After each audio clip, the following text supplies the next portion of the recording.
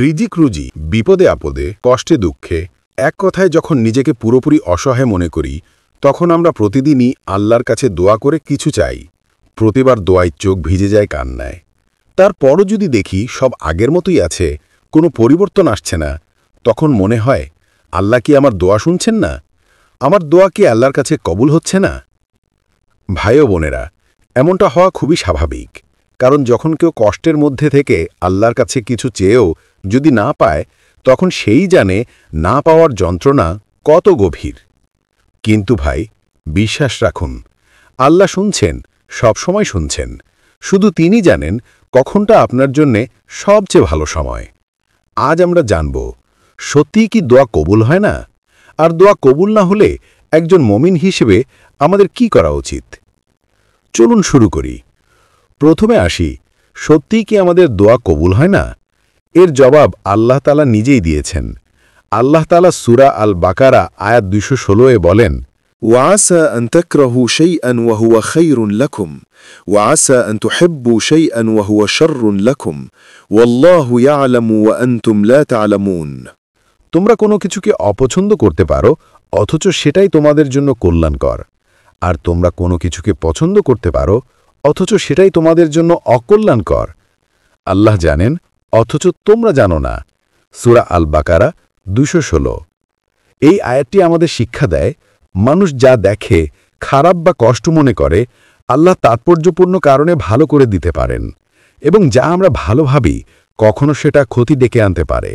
ফলে কখনো কখনো দোয়ায় না বা দেরি আসা মানে আল্লাহ আপনার অজ্ঞতাকে জানেন এবং তিনি আপনার জন্য উত্তম সিদ্ধান্ত নেবেন। রাসূলুল্লাহ সাল্লাল্লাহু আলাইহি ওয়াসাল্লাম বলেছেন, কোনো মুসলমান দোয়া করলে আল্লাহ তাকে তিনভাবে প্রতিদান দেন। হয়তো তিনি সঙ্গে সঙ্গে তা কবুল করেন, অথবা তার বিনিময়ে কোনো বিপদ দূর করেন, অথবা কিয়ামতের দিনে তার জন্য পুরস্কার হিসেবে রেখে দেন। মুসনাদ আহমদ ১১৩৩৩। অর্থাৎ দোয়া কবুল না হওয়া মানে আল্লাহ শুনছেন না, এটা নয়, বরং তিনি ভালো সময়ের জন্য তা ধরে রাখছেন। সাধারণত কিছু কারণ থাকে দোয়া কবুল না হওয়ার। ১. মুখে দোয়া করা কিন্তু হৃদয়ে উপস্থিতি না থাকা। ২. হারাম উপার্জন বা হারাম খাবার। ৩. তাড়াহুড়ো করে হতাশ হওয়া। আল্লাহ সর্বশ্রেষ্ঠ, তিনি জানেন কখন সঠিক সময়। ৪. মানুষের প্রতি অন্যায় বা কষ্ট দেওয়া। ৫.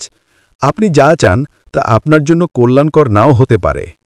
সূরা আল বাকারা আয়াত ২১৬-এ উল্লেখিত মতো আপনি চান এমনটা আপনার জন্য ক্ষতি হতে পারে, আল্লাহ জ্ঞান রাখেন। ৬.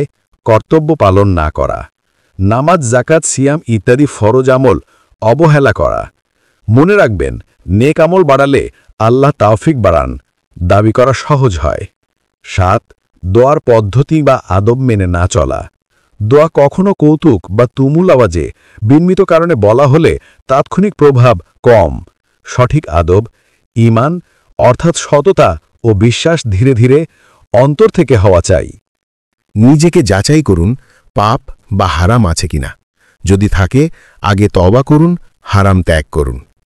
এই সব ঠিকঠাক আমল করার পরও যদি মনে হয় আপনার দোয়া কবুল হচ্ছে না, তাহলে হতাশ না হয়ে আমি একটা আমল দিচ্ছি, এতে ইনশাল্লাহ আপনি ১০০% ফল পাবেন। আমল হলো, আপনি রাতের শেষ ভাগে উঠে তাহাজ্জুদের সেজদায় ইস্তেগফার করুন। সাইদুল ইস্তেগফারটি পড়বেন। ভাই, আমরা অনেকেই জানি ইস্তেগফার যে কোনো সময় করা যায়। হ্যাঁ, এটা সত্যি, কিন্তু রাতের শেষ অংশে অর্থাৎ তাহাজ্জুদের সময়, এই সময়ে ইস্তেগফার ক্ষমা প্রার্থনা করার জন্য সবচেয়ে উত্তম ও বরকতময়। এই সময়কে আল্লাহ তাআলা নিজেই করেছেন বিশেষ। এই সময়কে আরবিতে বলা হয় আসহার, যা ফজরের আজানের ঠিক আগে গভীর রাতের শেষ ভাগে হয়ে থাকে। পবিত্র পুরাণে এর প্রমাণ, আল্লাহ তাআলা বলেন, الصابرين والصادقين والقانتين والمنفقين والمستغفرين بالأسحار। যারা ধৈর্যশীল, সত্যপরায়ণ, অনুগত, দানশীল আর রাতের শেষাংশে ক্ষমা প্রার্থনাকারী। সূরা আলে ইমরান ১৭। এই আয়াতে আল্লাহ জানাচ্ছেন, তার কাছে সবচেয়ে প্রিয় বান্দারা তারা, যারা ধৈর্য ধরে, সত্যবাদী থাকে, আল্লাহর আনুগত্য করে, মানুষকে সাহায্য করে আর রাতের শেষাংশে উঠে ক্ষমা চায়। অর্থাৎ যারা ফজরের আগে তাহাজ্জুদের সময়ে উঠে আল্লাহর কাছে নিজের গুনাহের ক্ষমা চায়। আরেকটি জায়গায় আল্লাহ বলেন, كانوا قليلا من الليل ما يهجعون وبالأسحار هم يستغفرون তারা রাতের অল্প অংশেই ঘুমাত, আর রাতের শেষ ভাগে তারা ক্ষমা প্রার্থনা করত। সূরা আয-যারিয়াত 17-18। অর্থাৎ ফজরের আগে যখন দুনিয়া নিস্তব্ধ থাকে, তারা উঠে বলতো, হে আল্লাহ, আমাকে ক্ষমা করুন। ভাই, এই আয়াতগুলো থেকে বোঝা যায় শেষ রাতে তোবা করা আল্লাহর কাছে কত প্রিয়, আর তাহাজ্জুদের নামাজ কত উত্তম, সেটা আমাদের কম বেশি অনেকেরই কম জানা আছে। আর সেজদায় থাকাকালে আল্লাহ বান্দার সবচেয়ে কাছে থাকেন। ভাই, এটি আমার নিজের পরীক্ষিত আমল, তাই বলছি, এভাবে আপনি 15 দিন টানা তাহাজ্জুদের সেজদায় সায়েদুল ইস্তেগফার দোয়া পড়ুন। ইনশাল্লাহ দেখবেন আপনি নিজেই এর ফল পাচ্ছেন, আর আল্লাহর রহমত এমনভাবে নেমে আসবে যেভাবে আপনি কল্পনাও করতে পারবেন না। সাইয়্যিদুল ইস্তিগফার সকল ইস্তেগফারের শ্রেষ্ঠ দোয়া।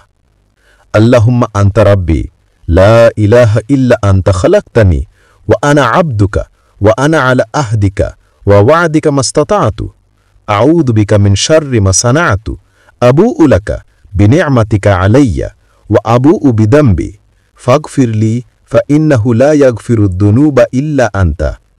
অর্থ, হে আল্লাহ, তুমি আমার প্রভু, তুমি ছাড়া কোনো উপাস্য নেই, তুমি আমাকে সৃষ্টি করেছ, আমি তোমার বান্দা, আমি যতটুকু পারি তোমার সঙ্গে করা অঙ্গীকার ও প্রতিশ্রুতির উপর আছি।